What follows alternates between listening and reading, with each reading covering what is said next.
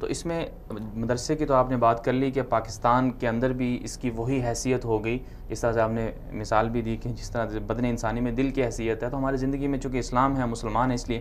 لیکن پھر سوال یہ ہوتا ہے کہ جو باقی اسکول ہیں، عربی میں ان کو بھی مدارس ہی کہتے ہیں، تو ان کے حوالے سے آپ کیا کہیں گے؟ جو باقی ادارے ہیں تو ان کا اور دینی مدارس کا جو تفریق بھی ہے اس حوالے سے، اور جو ان کا وہاں پر جو کچھ پڑھایا جاتا ہے اس حوالے سے آپ کیا کہیں گے؟ دیکھیں میں عرض کرتا ہوں، پاکستان بننے کے بعد ہمارے تعلیم کے تقاضے تبدیل ہو گئے تھے.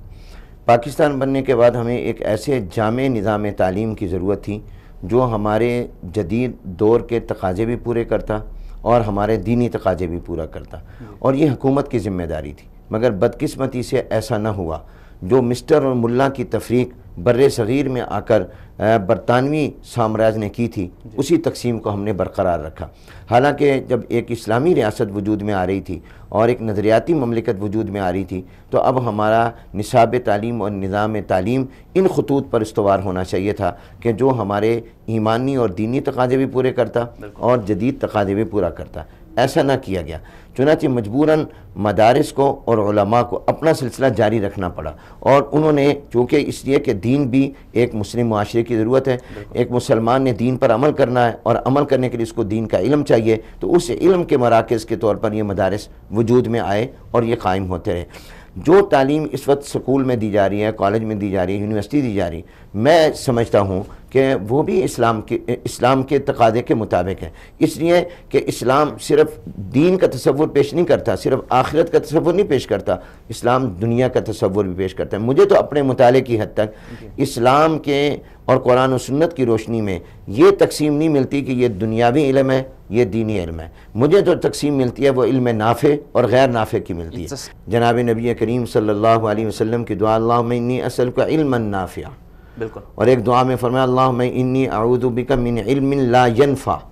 تو معلوم ہے کہ علم نافع اور غیر نافع یہ دو تقسیمیں ہیں.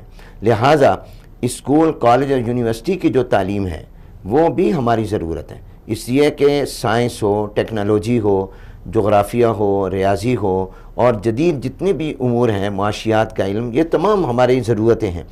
لیکن فرق صرف اتنا ہے کہ ایک ہے مقصد، ایک ہے ضرورت. قرآن و حدیث کا علم یہ مسلمان کی زندگی کا مقصد ہے، اور جدید جتنے بھی علوم ہیں یہ مسلمان کی ضرورت ہے. مقصد اور ضرورت اس کو سامنے رکھنا چاہیے.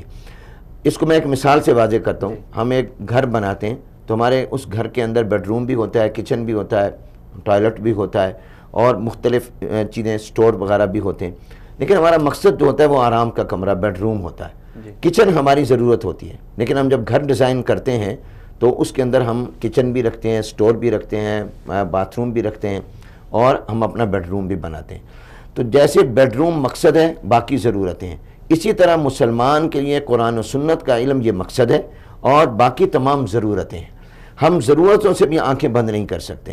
دینی مدارس جو ہیں یہ وہ تعلیم دے رہے ہیں جو مقصد ہیں، اور اسکول، کالج، یونیورسٹی وہ دے رہے ہیں جو مسلمان کی ضرورت ہے. تو ضرورت سے بھی آنکھیں بند نہیں کی جا سکتی. لیکن آج ہوا یہ پورا بڑھانے کے لیے ضرورت بھی ساتھ. بدقسمتی یہ ہے کہ ہم نے مقصد کو نظر انداز کر دیا. آج ہمارے عمومی نظام تعلیم کا حصہ وہ مقصد نہیں رہا، ضرورتیں آ گئیں.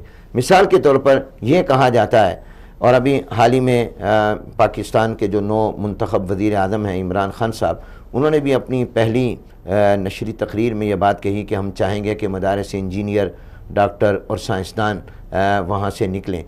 تو میں یہ سمجھتا ہوں کہ ان کو ساتھ یہ بھی کہنا چاہیے تھا کہ ہم یہ بھی چاہیں گے کہ ہمارے اسکول، کالج اور یونیورسٹیوں سے قرآن کریم کے حافظ، قاری اور دین کے عالم نکلیں اور اچھے مستند مفتی نکلیں. اس لیے کہ ہمارے قوم کی ضرورت جہاں انجینئر ہے، جہاں ڈاکٹر ہے، جہاں سائنسدان ہیں، سیاستدان ہیں، وہاں پر ہماری قوم کی ضرورت دین کے رہنما بھی ہیں، علماء بھی ہیں، حافظ بھی ہیں، اور قاری بھی ہیں، مفتی بھی ہیں. یہ بھی ہمارے معاشرے کی ضرورت ہے، یہ بھی قوم کی ضرورت ہے.